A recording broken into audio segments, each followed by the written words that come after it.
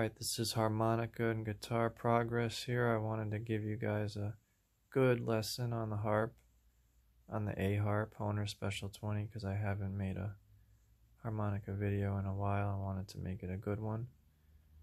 And it's about a blues scale and a lot of points to do with it. One point I wanted to make is, and this I just came up with today in terms of my own conclusion about my own playing, is that when you're doing vibrato, it can be more pleasing to the listener's ear to let the vibrato kind of trail off at the end and sort of fade away and get quieter, rather than just end abruptly. So that's something to think about. So we were taking the A Honer Special 20, and we were thinking about this blues scale and ideas to do with it. But before we get too deep into that, I have a little update I gotta give to you guys, and it's gotta be said now. And it's something that is a long story, so you have to watch from beginning to end if you want to get this information, and your mind is going to be boggled by the end of it. But you have to watch from beginning to end. I'm not just saying that. You really do, to get this information. So let's get started. And real quick, to do with the harp, this video is about taking a scale, a pattern like this, and being able to turn it into music. So by using things like silence, various articulations, repeating certain notes, in this way you can take one of these scales and turn it into an endless supply of inspiration. And you do need to do bending, like the 3-hole draw bend is helpful, although you can get away with playing it unbent and things like this. So, but let's get into what I want to tell you, because actually I don't have as much time as I thought to save. I'm going to probably not have enough space actually. But let's get started. So you guys know that I have acquired a lot of instruments lately, mainly string instruments, right? A lot of which were from this one particular store near me, what I'm calling my favorite guitar store. They sell a lot of kind of regular instruments that you might find, and then every once in a while, like I say, they get something special.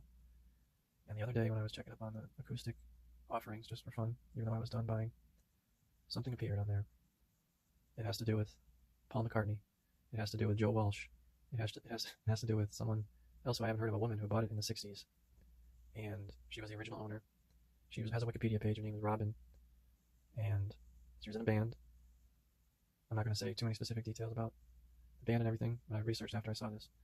And basically, she bought this in the 60s. And you may know a company called Epiphone. And you might think of it as a low-level Gibson, like a lesser Gibson from overseas and what have you. But Epiphone as a company with a rich history. And they at one point were Gibson's biggest competitors of guitars. And their instruments at one point were very comparable to Gibson, maybe even better, or at least the same. And there's an instrument called the Epiphone Texan. It's similar to my J50, very similar. It's a slope shoulder dreadnought. But the main difference with it is the scale length, which adds a certain brightness to it, adds a greater sustain to it. Now this Epiphone Texan that this woman owned, who was a well-known musician in the band, this thing was listed in good condition on Reverb, which means it was in rough shape. It had many crack repairs. It looked like the headstock was snapped off of it. So in other words, everything that could have went wrong with this thing did. It had the new frets on, had a new nut, new saddle. It had a pickup system installed because this was a gig musician. So it had this Fishman pickup system installed on it. And these Epiphone Texans are rare compared to the Gibson counterparts, because they didn't make as many of them, from my understanding. And the model has this iconic following because of Paul McCartney playing his song Yesterday with this Texan that he had forever. And this one had the same vibe. It was so worn in. As they put in the description, it was dripping with vibe. Well, guys, I've never seen anything sell so fast. I was one of the first people to see it. It was listed. I saw it within an hour that it was listed, and it sold. It sold the very same day, or immediately. I think it sold the same exact day, or the very next day. It wasn't even 24 hours. I have never seen anything sell so fast, because things sit in the store for months and months, and maybe even a year or more. And I was drawn to this thing. I would have went in and traded the LG 2 3/4, one of them, which has a similar value. I would have traded it. I have a new method of recording tonight. I put it on a pillow, phone on a pillow, and on a canister of change, and it worked out good. But always improving. But and it didn't sell on Reverb, so all I have is pictures of it from before, and now I can access the listing because I screenshotted it before it sold. Otherwise, I wouldn't be able to screenshot it or look at it again. This was very similar to my Gibson, but it has that special quality because it was owned by this famous person. She has some sort of connection to Joe Walsh in it, and he played it. So I became like a dark depression out of it now because of this. I know it sounds crazy, but even though it's very similar to my J50, it's basically the Epiphone equivalent to the J50. Natural top. This thing is just unbelievable. I may even put pictures up. I'm watching it on Reverb, but I know I'll never see it again. It was in rough shape. The tuners were replaced, and you could see the holes where the old tuners were. My guitar is definitely in better condition, but it wasn't gigged to that degree. It wasn't played by Joe Walsh. Um, and you know, I was going to say something else, but I don't know if I should. Basically, I kind of grew up listening to Joe Walsh's CD, but seriously, folks. And it wasn't until later on, way later on, I became a guitar player. And then I kind of saw some of his videos on YouTube. Like, he's got a lot of wisdom. I saw videos of him doing a setup about Les Paul custom on the fly. And he's an absolute legend, of course. And but my old man, who I don't talk to and I don't get along with, I haven't spoken to him in a long time. But he had a Joe Walsh CD. Not that he knows anything about music, but he had a Joe Walsh CD, and I remember putting that in my car when I used to drive to community college. And I had this assortment of records, and I love that record. And that's what I think of. That's what's in my head now, those songs, because I'm thinking about this guitar. Paul McCartney made that model famous Epiphone Texan. This woman, Robin, picked it up, bought one, and played it. And all those years, it had buckle rash on the back. It had incredible sound hole wear. It had stains and things, marks all over it. The Epiphone headstock, the yellow was all worn away to white. And it looked, there was a big V on the back of the headstock where it looked like the headstock was snapped off. So like I said, everything that could have gone wrong did go wrong.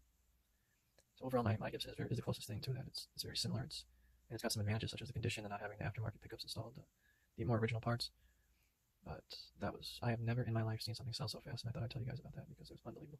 And I know I'll never see anything like that again. But I knew I would have went down in a heartbeat with the LG 2 3/4. Not the one that got away, but the other one, and it would have been a fair thing. But I didn't act fast enough. And it took like a day or so to process just the significance of the Epiphone Texan, because I know a lot about guitars, but I needed to refresh my memory on Epiphone as a brand, just kind of how big of a competitor they were to Gibson, and just how similar. I mean, these two guitars were made, within the same location, with the same, because it's the 60s, same location, same materials, same level of craftsmanship. The main difference between the Texan and the J50 is the scale length, making it have in theory, a brighter sound with more sustain. Not necessarily better than worse, but if someone prefers a brighter tone, then they probably go for that. And with Paul McCartney, gave that instrument a cult following, a huge. So that would have been crazy, But I can't do anything about it. I have to keep moving forward. I'm still looking at it. I'm glued to the screen. I'm looking at it, comparing it. But that's where this guitar sickness comes. And this is the next level sickness. Because to me, that was like the holy grail. The stuff has sat in that shop for months upon months, going into like a year. That sold the very next day, and I was one of the first people to see it. I've never owned anything that was owned by somebody famous. An iconic model, and that was owned by somebody famous.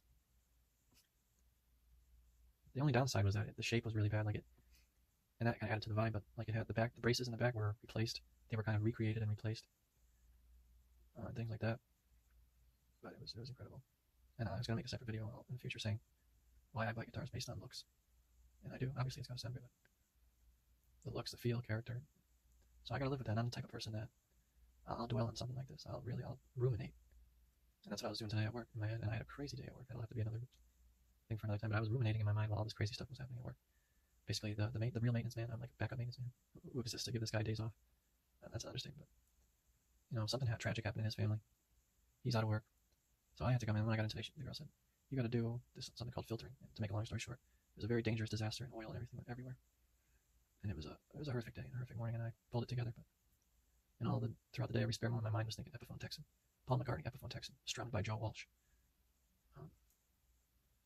And then I even took a screenshot. It's one of the last things I did of my J50 and this Texan sitting in the same shop in the same background with the same lighting, just so I could look at them. And I love the J50. I love the sound, the tone, the playability. It's incredible. But that was a piece of rock and roll history, a true piece of rock and roll history that slipped through my fingers just recently.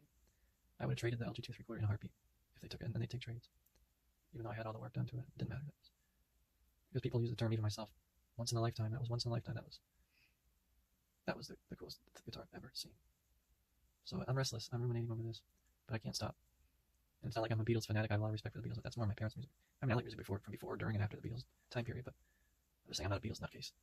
But just for the channel to have something like that would be unbelievable. And I believe every ounce that it was played by Joe Walsh. Because on the description is Robin, and basically her group is called the Chartbusters. And they have a connection to Stephen Stills, I believe. And Joe Walsh, she was either married to one or the other. And my mind has been absolutely ruminating over this. But yeah, guys, I had to get that off my chest just to tell you that this guitar stuff never ends. But the 60s J50 is honestly the closest thing you could possibly have to that. They're identical except for the scale length and the headstock.